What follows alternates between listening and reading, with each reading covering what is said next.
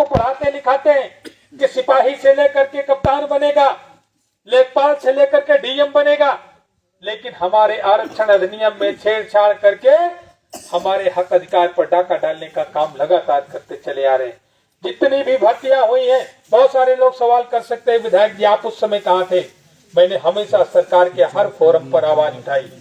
आप एक चैनल चलता है नेशनल जनमत, आप उसको सब्सक्राइब करके खोल करके पढ़ लीजिएगा। हर भर्ती में हुए घोटाले का पर्दाफाश करने का मैंने प्रयास किया, लेकिन सरकार ने कभी उसको सुनने को तैयार नहीं हुई। अभी 69,000 शिक्षकों की भर्ती हुई, उसमें बड़े पैमाने पर घोटाला किया गया, हमने उसकी जांच कराने का आग्रह किया गया। जब सरकार ने नई जांच कराया तो हमने राष्ट्रीय पिछड़ा वर्ग आयोग की शिकायत करी, और राष्ट्रीय पिछड़ा वर्ग आयोग ने जो जांच करवाई तो पता चला कि 11,500 अभ्यर्थी जो पिछड़े और अनुसूचित वर्ग के थे, जिन्हें शिक्षक बनना चाहिए था, उत्तर प्रदेश सरकार के इशारे पर उनके अधिकारी कर्मचारियों की वजह से वो शिक्षक नहीं बन पाए। और राष्ट्रीय पिछड़ा वर्ग आयोग ने एक आदेश जारी किया कि ऐसे अधिकारी कर्मचारी को दंडित किया जाए जिन्होंने 11,500 पिछड़े और अनुसूचित वर्ग के अभ्यर्थियों को नौकरी से वंचित करके रखा। उनके ऊपर दंडात्मक कार्रवाई करते हुए इनको नौकरियां देने का काम किया जाए, लेकिन सरकार ने अभी तक उस पर कोई कार्रवाई करने का काम नहीं किया।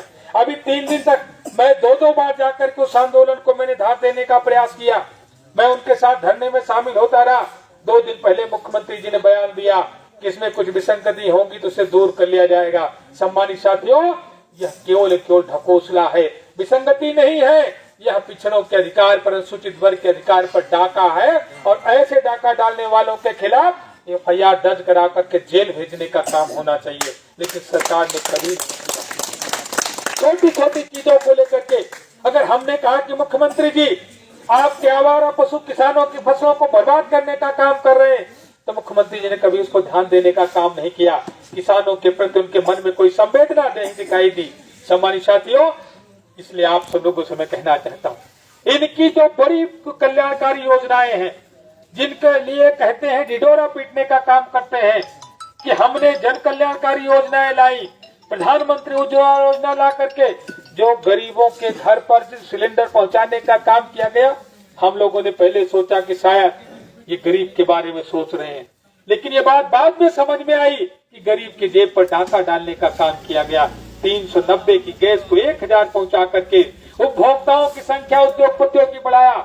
उत्तर प्रदेश से पहले 1,16,00,000 परिवारों में गैस सिलेंडर इस्तेमाल होता था, और जब एक सुप्रीम कोर्ट ने एक आदेश जारी किया कि जो बड़े बड़े शहर हैं, जहां पर घने शहर हैं, वहां पर सिलेंडर से गैस की, रसोई गैस की आपूर्ति न की जाए, वहां पर पाइपलाइन बिछाई जाए, तो करोड़ों सिलेंडर जो खाली हो गए, इनके दिमाग में आया कि अब इसका व्यवसाय कर लिया जाना चाहिए, और उस सिलेंडर को ला करके गरीबों में बंटवाने का काम किया गया, और बदले में 390 रुपए की गैस से 1,000 रुपए वसूलने का काम किया गया।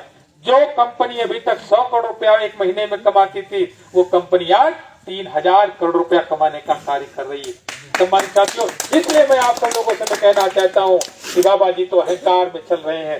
पूरे 4.5 वर्ष तक जिसने भी अपने हक अधिकार की मांग किया, बाबा जी ने उसको ठोकने का काम किया है।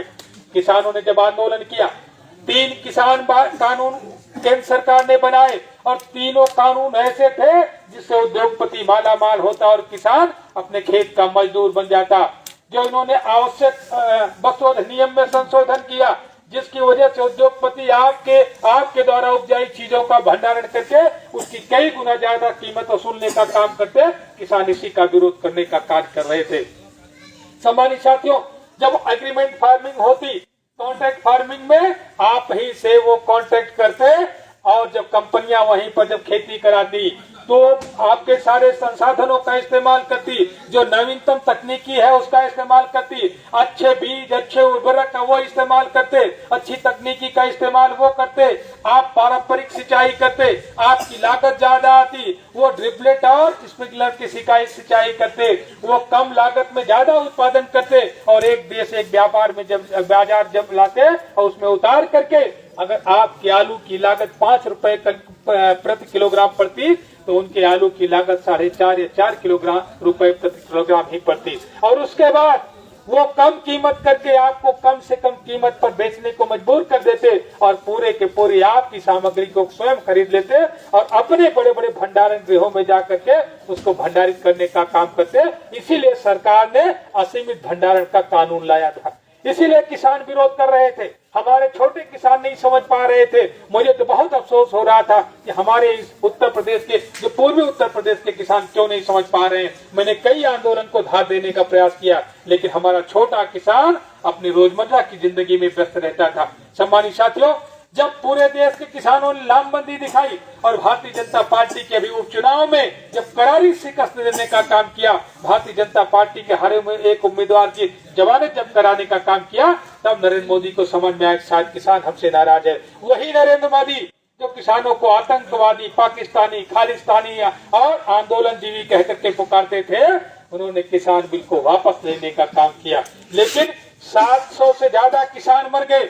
आप सोच लो कि आप एक दिन धरना नहीं चला पाते, लेकिन वो किसान कितने पूजनीय है जिन्होंने वर्षों वर्षों तक सड़क पर आंदोलन करने का काम किया, घर वापस नहीं गए। 700 लोग जान दे दिए, लेकिन घर वापस नहीं गए। सम्मानित साथियों, हमें ऐसी सरकार को, जो किसानों की विरोधी सरकार है, उसको जड़ से उखाड़ करके फेंकना होगा। इसलिए मैं आह्वान करने के लिए आया हूँ कि हम सब लोगों ने मिलकर के, समाजवादी लोगों ने, अम्बेडकरवादी लोगों ने, कमेरावादी लोगों ने मिलकर के संकल्प किया है कि आइए हम सब लोग एकजुट होकर के 4.5 वर्ष तक बाबा ने ठोकने का काम किया। नौजवान जब नौकरी मांगा तो उसको ठोका, महिलाएं जब नौकरी मांगी तो उनको ठोकने का काम किया। आप याद करो, बड़े बड़े समाचार पत्रों में भी छपी थी महिलाएं, अपने सिर के बाल तक उन्होंने छिलवाने का काम किया, उनके ऊपर मुकदमे करवाने का काम किया। किसान आंदोलन में जिन्होंने यहाँ से समर्थन देने का काम किया, उनके ऊपर राष्ट्रद्रोह का मुकदमा लगाने का काम किया।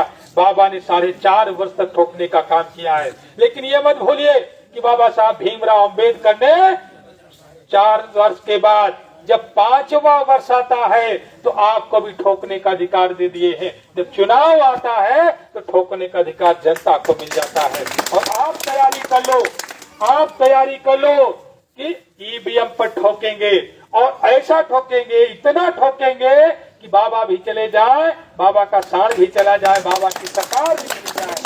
और ये संकल्प लेकर के हम लोग चल रहे हैं। कल आमंत्रण देने के लिए आए हैं कि आइए 12 हमीरपुर इंटर कॉलेज के मैदान में हम सब लोग एक संकल्प लेते हैं और इस कारवां को आगे बढ़ाते हैं, जिससे हम कमेरावादी, हम समाजवादी, हम अम्बेडकरवादी मिलकर के मनवादियों का सफाया करने का काम कर सके।